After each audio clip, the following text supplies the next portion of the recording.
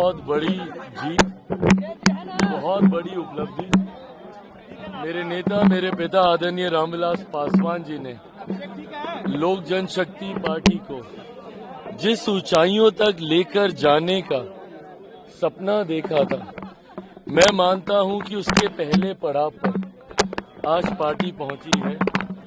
आज पहली बार हम लोग बिहार सरकार का हम लोग मजबूत हिस्सा बने हैं। हम लोगों के 2 विधायक बिहार सरकार में मंत्री की भूमिका में आज मौजूद हैं।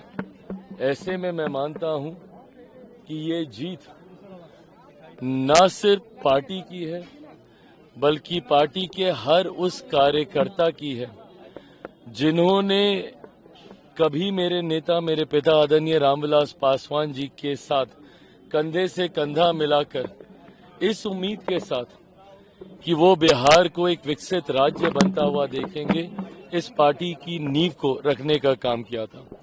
आज मैं इतना जरूर मानता हूं कि मेरे नेता, मेरे पिता आदरणीय रामविलास पासवान जी जहां कहीं भी होंगे, खुश होंगे, आशीर्वाद दे रहे होंगे। ये विश्वास मैं बिहार की जनता को भी दिलाना चाहूंगा कि जिस उम्मीद के साथ पार्टी को इतना बड़ा और गठबंधन को इतना बड़ा जनादेश दिया गया है, उनकी जिम्मेदारियों का एहसास भी है मुझे। आने वाले समय में बिहार फर्स्ट, बिहारी फर्स्ट की सोच के साथ हम लोग बिहार को विकसित राज्य बनाएं, इस लक्ष्य के साथ हम लोग अग्रसर होंगे। मैं इतना जरूर मानता हूं कि अगले 5 साल बिहार के लिए एक स्वर्णिम काल की तरह होंगे, जहां एक तरफ मेरे प्रधानमंत्री नरेंद्र मोदी जी की सोच, तो वहीं दूसरी तरफ मुख्यमंत्री नीतीश कुमार जी का अनुभव, लोक जनशक्ति पार्टी रामविलास का बिहार फर्स्ट, बिहारी फर्स्ट का संकल्प और एनडीए की एकजुटता की ताकत, ये अगले 5 साल बिहार को विकास के अलग अलग मापदंडों पर ऊंचाइयों तक लेकर जाएगी। ये विश्वास जरूर मैं बिहार की जनता को दिलाना चाहूंगा। प्रशांत किशोर लगातार कह रहे थे कि अगर सम्राट चौधरी और अशोक चौधरी मंत्री पद की शपथ लेते हैं तो निश्चित तौर पर फूट जाएगा। मुझे लगता है जनता ने कई सवालों के जवाब देने का काम किया है विपक्षियों को, जिन्होंने जो आरोप लगाए। जनता से बड़ी कोई अदालत नहीं हो सकती, और जब जनता ही आपके लिए फैसला लेती है, तो मुझे लगता है कई उन सवालों पर पूर्ण विराम अपने आप लग जाता है जो विपक्षी राजनीतिक दृष्टि से, राजनीतिक सोच से आपके ऊपर लगाने का प्रयास करते हैं।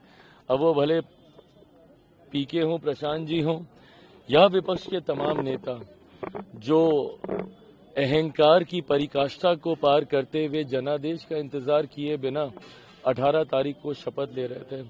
मुझे लगता है तमाम सवालों के जवाब जनता ने देने का काम किया। बस धन्यवाद। कल सुबह मैं विस्तार से प्रेस कॉन्फ्रेंस करूंगा ताकि आप लोग आराम से सारे सवाल ले लें। आज बस सिर्फ धन्यवाद। तेजस्वी ने क्या बधाई दी है? क्या तेजस्वी प्रसाद यादव ने बधाई दी है क्या?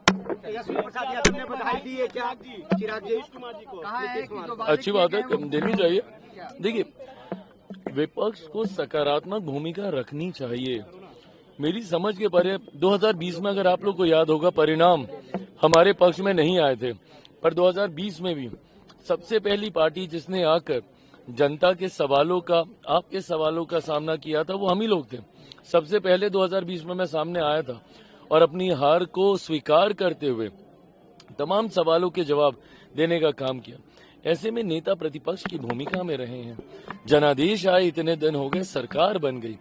ऐसे में आना चाहिए, जनता के सवालों का, आप सबके सवालों का जवाब देना चाहिए। अगर एक हार से आप ऐसे निराश होके कमरे में बैठ जाइएगा, तो ये मुझे नहीं लगता कि एक नेता की भूमिका को ये शोभा देता है।